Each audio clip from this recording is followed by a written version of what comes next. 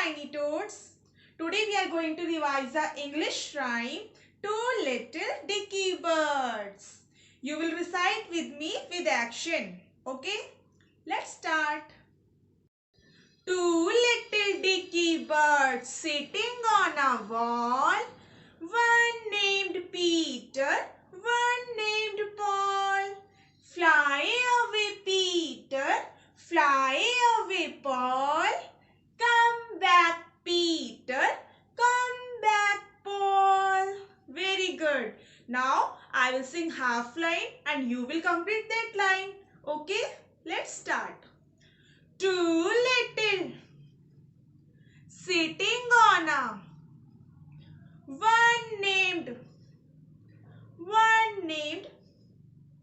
fly away, Peter. Come back, Peter. Very good. Now sing this rhyme in front of your parents. Bye-bye, children.